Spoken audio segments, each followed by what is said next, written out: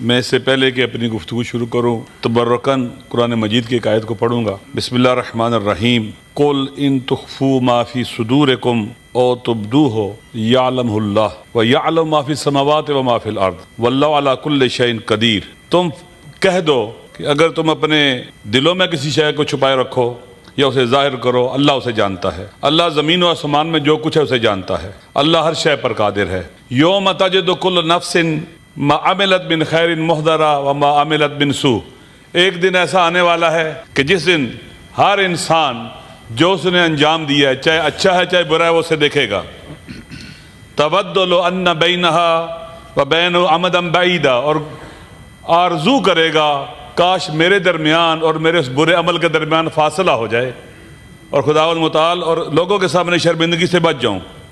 وَيُحَذِّرُكُمُ اللَّهُ نَفْسَهُ، اللہ تمہیں اپنے آپ سے ڈراتا ہے۔ یہاں ترجمے میں عذاب لکھتا ہے، یعنی جب اللہ اپنی طرف نسبت دے رہا ہے اس کا مطلب ہے کہ عذاب سخت ہوگا۔ وَاللَّهُ رَءُوفٌ بِالْعِبَادِ، اللہ اپنے بندوں پر مہربان ہے۔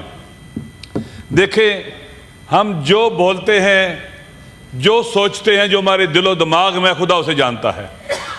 خدا نیتوں کا واقف حال ہے۔ انما الاعمال بالنیات، انسان کے عمل کا دار و مدار نیت پر ہے۔ بری نیت سے، ریاکاری سے نماز بھی پڑھے تو باطل ہے اور خداوند تعالیٰ سے قبول نہیں کرتا۔ دیکھیے، ترمیم، آئین کے اندر ترمیم یہ پارلیمنٹ کا حق ہے جو آئین کے اندر موجود ہے۔ پورے پاکستان کے عوام ہم اس دور میں رہ رہے ہیں جو متوجہ ہے پاکستان کی طرف اور ان ترامیم کی طرف۔ بچہ اس طرف توجہ کی ہوئے سوشل میڈیا کی وجہ سے۔ انٹینشن بڑی اہم ہوتی ہے کسی بھی کام کی۔ اگر ہم مسلسل ایسے کام کریں گے جس سے ہم اپنے عوام کا اعتماد کھو بیٹھیں گے، عوام پر ٹرسٹ نہیں کریں گے، حتیٰ اگر بچے والدین پر ٹرسٹ نہ کریں، والدین غلط فیصلے کرتے رہیں تو بچے بھی اعتماد نہیں کرتے اور خاندان بکھر جاتا ہے۔ انٹینشن بہت عام ہے۔ جب پہلی بار ترمیم کرانے کی کوشش کی گئی تیزی کے ساتھ، جلدی کے ساتھ، تو شکوک و شبہات پیدا ہونا شروع ہو گئے۔ یہ آئین جیسا کہ کہا گیا کہ وہ بنیادی ڈاکومنٹ ہے، سوشل کنٹریکٹ ہے عوام کے درمیان، جس پر ہماری فیڈریشن قائم ہے۔ لہذا ایسی ترامیم یا ایسے طریقے سے ترامیم کرنا جو آئین کے تقدس کو، اس کی حرمت کو پامال کر دے، خراب کر دے، تخریب کر دے، یہ مناسب نہیں ہے۔ آپ دیکھیے، ابھی اختر جان صاحب یہاں تشریف فرما تھے، وہ چلے گئے۔ میں نے پوچھا خیر آپ کدھر؟ کہا میں اپنے 2 بندوں کو ڈھونڈنے آیا ہوں۔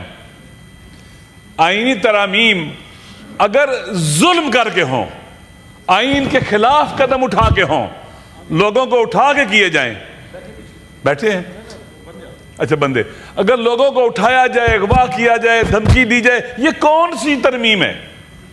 یہ کس آئین کے مطابق ہے؟ کیا ہمیں اس کو کنڈیم نہیں کرنا چاہیے؟ ہمارے ساتھیوں پر، ہمارے کولیگز پر اگر اس طرح کا پریشر ہو، ہمیں اس کے خلاف سٹینڈ نہیں لینا چاہیے؟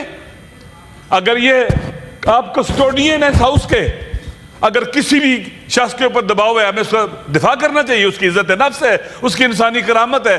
پریشرائز کر کے، دباؤ کر کے اگر آپ رائے لے لیں گے، اس کی شخصیت ختم ہو جائے گی، وہ عوام میں بے آبرو ہو جائے گا، اور کسی کو بے آبرو کرنا گناہ ہے۔ اس طرح سے تو آئینی ترامیم نہیں ہوا کرتی۔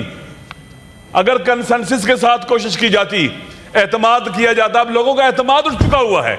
آپ مجھے بتلائیں عوام کے کتنے مسائل اور مشکلات ہیں، ان کے لیے تو فوری طور پر ترامیم کی طرف نہیں جایا جاتا یا اقدامات کی طرف نہیں جایا جاتا، اچانک راتوں رات کوشش کی جاتی ہے۔ پھر ہر صورت میں جلدی کرنی ہے۔ کیوں جلدی کرنی ہے؟ عوام کا اعتماد بہت ضروری ہے۔ اس دور میں جب ہم ترامیم کر رہے ہیں آئین کے اندر، پاکستان کے عوام بہت بیدار ہو چکے ہیں، بہت آگاہ ہو چکے ہوئے ہیں۔ لہٰذا اگر ہم خدا نخواستہ ایسی ترامیم کریں گے جس میں پاکستان کے اندر جو موجود پارٹیاں ہیں، سیاسی پارٹیاں ہیں، بالخصوص پی ٹی آئی، اگر یہ ساتھ ہی دے گی تو عوام کے اندر یہ متنازع ترمیم بھی ہو جائے گی اور آئین بھی متنازع ہو جائے گا۔ لہٰذا بندوں کو اٹھانا، اغوا کرنا، پریشرائز کرنا اور سختی کرنا، پتہ نہیں راستے بند کر دینا، یہ کون سی ترمیم ہو رہی ہے؟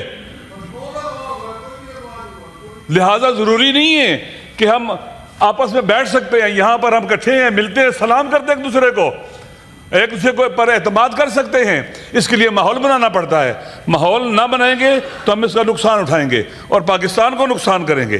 میری گزارش یہ ہے کس وقت پاکستان کے عوام میں دیکھ رہے ہیں، ہم سب کو دیکھ رہے ہیں، خدا بھی دیکھ رہا ہے۔ ریاست کی طاقت چند ستون ہوتے ہیں، جن میں سے ایک عوام کا اعتماد۔ اگر کوئی سسٹم اپنے